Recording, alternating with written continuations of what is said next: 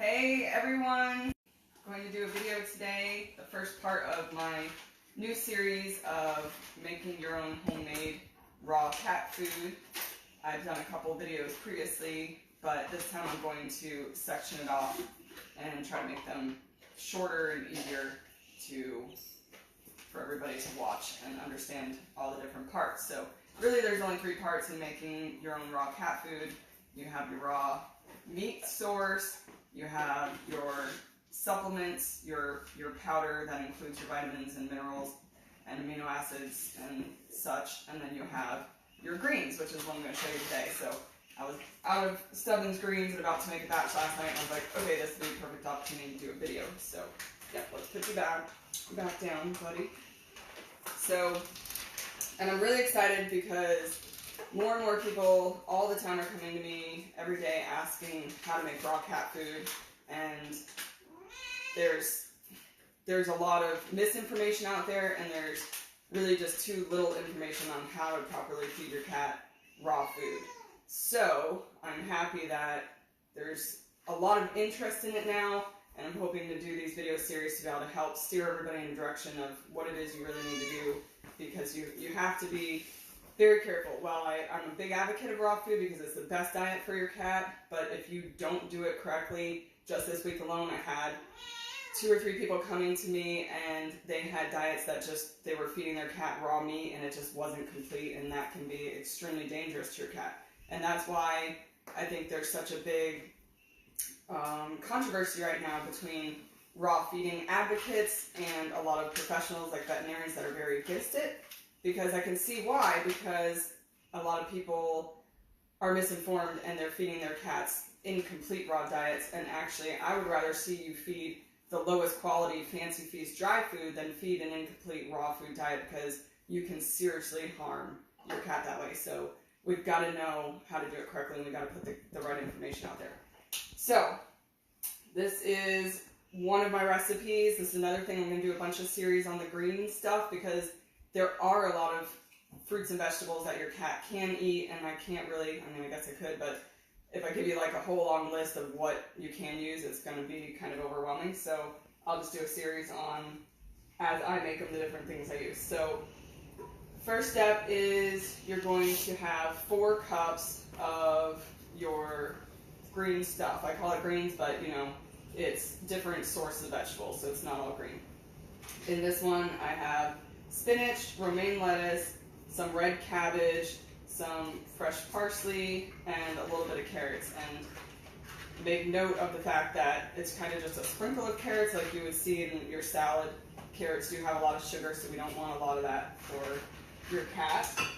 And celery. And a couple of these vegetables, I did this last night, but wanted to keep the pot to show you that some of these things you do need to steam, so it's best to steam first, like the celery and the cabbage, because they have different properties in them, like nitrates. That's good to steam out a little bit first so that your cat doesn't take in those properties raw. They actually become more cat friendly when you steam them, basically. So that's the remnants of my steaming. So you just chop everything up, put your 4 cups in here, and then you add about 1/4 cup of some fruit. You can do, again, different fruits. Today I did blueberries. This is one of my staples for him, because blueberries are really good anti-inflammatory, antioxidants, and he has a lot of skin trouble. So I like to use the blueberries. Then you're going to add your fat source. You can add this in with your greens now. You can add it on a daily basis as you feed. I just find it easier to put it right in the greens. Then it's one less thing I need to do when I feed him. I just put it all together. So you're going to do 2 tablespoons of your fat source, and I like to mix it up. This is a extra virgin coconut oil, and then one tablespoon of coconut oil and 1 tablespoon of cod liver oil. You can do, I like to rotate the fish oils, so you can do cod liver oil one time, salmon oil another time, a different mix of fish, maybe sardine oil the next time, and that kind of thing. And so then we're just going to put everything into our blender.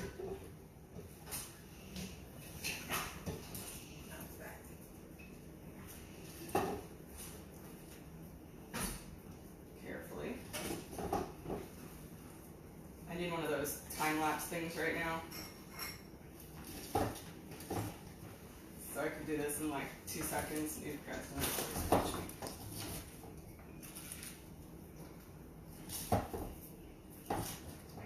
And I maybe should have just used my larger blender so I didn't have to squash it down in here, but we'll be alright. So there we go. Add your fat. And then it's 2 cups of water or bone broth. I really prefer to use bone broth if you can. Not like a bouillon cube, but like a homemade bone broth or one that you can buy from the store now. They sell them, which is awesome. But I didn't have any bone broth thawed right now, so this is what we're going with. And yeah, that should be about right.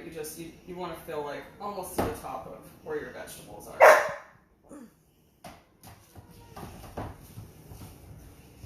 And that's our background acoustics, courtesy of Miss Bailey. All right, yes, buddy, we're making your greens.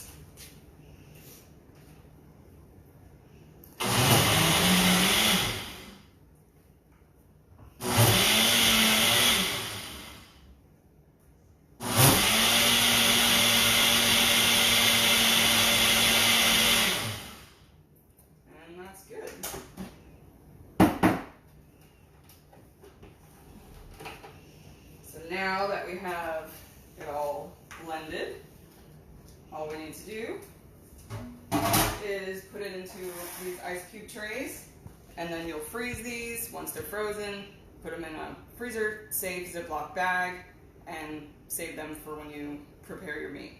And then when you're ready to make your raw meat, you're just going to use 2 ice cubes per pound of raw meat, and that will balance out the carbohydrate content for your cat's food.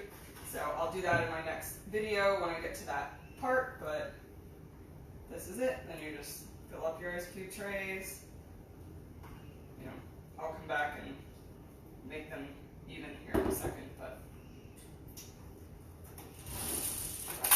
basically all we got to do for this part, stage 1 of making your kitty's raw meal.